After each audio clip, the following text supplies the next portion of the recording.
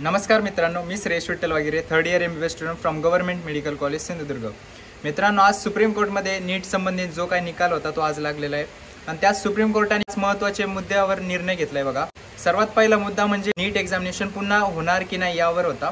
तर ते सुप्रीम कोर्टने सांगितले ही एक्झाम 24 लाख विद्यार्थ्यांनी दिली होती आणि एक्झामची ही सँटिटी जी होती ती पण काही डिसमिस झालेली आहे आणि जो पेपर लीक होता तो छोट्या प्रमाणात झाला, त्यामुळे नीट एक्झामिनेशन ही पुन्हा घेणे शक्य नाही असं सुप्रीम कोर्टाने सांगितलं आहे। त्यानंतर दुसरा महत्त्वाचा निर्णय म्हणजे जे काही काउन्सिलिंग प्रोसेस होती त्यावर स्टे आणण्याबद्दल होता।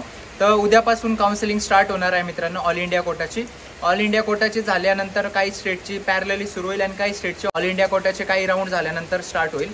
त्यानंतर एक महत्त्वाचा मुद्दा म्हणजे फिजिक्समध्ये एक क्वेश्चन बोनस भेटला होता। ॲटमचा जो क्वेश्चन होता त्यात आन्सर त्यात ऑप्शन नंबर 2 आणि ऑप्शन नंबर 4 हे दोन्ही ऑप्शन करेक्ट होते, पण सुप्रीम कोर्टाने मागे झालेल्या एका सेशनमध्ये IIT दिल्लीच्या टीमला सांगितलं होतं की कोणतं ऑप्शन करेक्ट हे रिसर्च करून सांगा। तर ते जे काय त्यांची IIT दिल्लीची जी काही कमिटी होती त्यांनी सांगितले की आन्सर नंबर 4 करेक्ट आहे, आन्सर नंबर 2 रॉंग आहे।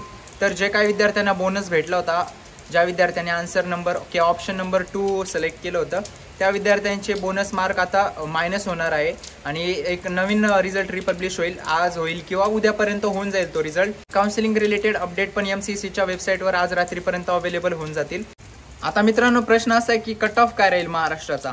तर म्हणजे बघा मित्रांनो, आता जे आपण जे गेस करत होतो की जे ग्रेस मार्क घेतलेले विद्यार्थी आहेत त्यांच्या संख्या जास्त असू शकते किंवा रिझल्ट थोडा मालनरीच झाला आहे, रिझल्टमध्ये काहीतरी त्रुटी आहेत।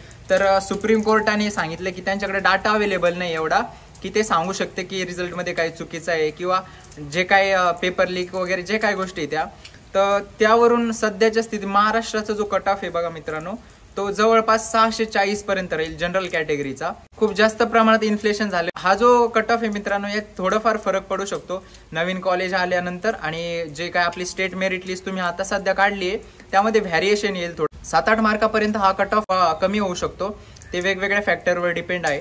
त्यानंतर जे काही प्रायव्हेट मेडिकल कॉलेज आहे त्यांचा पण कट ऑफ असा 595च्या जवळपास असू शकतो जनरल कॅटेगरीसाठी। OBC साठी त्यातून तुम्ही समजा 7-8 मार्क मायनस करा जनरल कॅटेगरीचा जो कट ऑफ आहे त्यासाठी।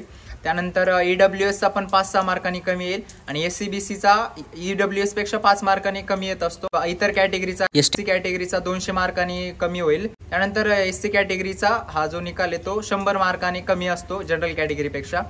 तर हे जे कट ऑफ आहे ते मी एका डिटेल व्हिडिओ बनवलं कोणत्या कॅटेगरीसाठी एक्सपेक्टेड कट ऑफ म्हणून। आता ही जे तुम्ही स्टेट मेरिट लिस्ट काढली आहे जे काय भरपूर YouTube चॅनलवर डाटा अवेलेबल आहे त्याच्यानुसार, तर आता त्यामध्ये कसं आहे काही विद्यार्थी असे की जे all India quota through admission घेतील, तर त्यांनी all India quota through admission घेतलं तर त्यांचे जो नंबर आहे त्यांचं जे नाव आहे ते स्टेट मेरिट लिस्टमध्ये दिसत नसतं, त्यामुळे असे ते विद्यार्थी काही मायनस होतात।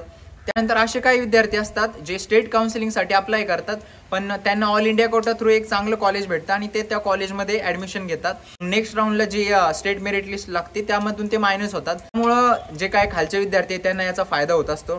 त्यानंतर आता जे कोणते हाय रँकर्स विद्यार्थी महाराष्ट्रातले, तर मित्रांनो मी तुम्हाला सांगतो की तुम्ही ट्राय करा की all India quota through admission घ्यायचं। समजा एखादा विद्यार्थी ज्याला 680 मार्क्स आहे आणि त्याला छत्रपती संभाजीनगरचं घाटी कॉलेज पाहिजे, त्याला ते स्टेट काउन्सिलिंग थ्रू भेटू शकतं, all India quota counselling through पण भेटू शकतं, पण त्यांनी प्रेफर करावं की ऑल इंडिया कोटा थ्रू घ्यावं, कारण की जे कोणते इतर विद्यार्थी स्टेटचे एक तर त्यांना फायदा आहे आणि दुसरा म्हणजे ऑल इंडिया कोटा थ्रू जे ॲडमिशन घेताना त्या विद्यार्थ्यांना बॉन्ड नसतो। ह्या दोन गोष्टींचा फायदा होत असतो मित्रांनो all India quota through admission घेतलं तर।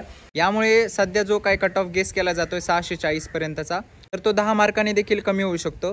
आता यात जर नवीन मेडिकल कॉलेज जर जास्त प्रमाणात आले महाराष्ट्रामध्ये, जे काय 10 मेडिकल कॉलेजचं ॲप्लिकेशन आहे NMCवर, त्या किती कॉलेजला परमिशन भेटते त्यावर कट ऑफ डिपेंड आहे। सर्वच कॉलेजला जर परमिशन भेटली ह्या वर्षी तर नक्कीच कट ऑफ 15-20 मार्काने तरी खाली येईल। आणि सध्या जर सेफ स्कोर सांगायचं गेलं जनरल कॅटेगरीचा जो काही कट ऑफ आहे त्याचा, तर तो 640 आहे बघा मित्रांनो। आता जे कोणते विद्यार्थी आहे ज्यांना 640च्या खाली मार्क आहे तर त्या विद्यार्थ्यांनी काय करायचं किंवा कोणत्या फील्डमध्ये ॲडमिशन घ्यायचं ते मी दुसऱ्या एखाद्या व्हिडिओमध्ये सांगाल।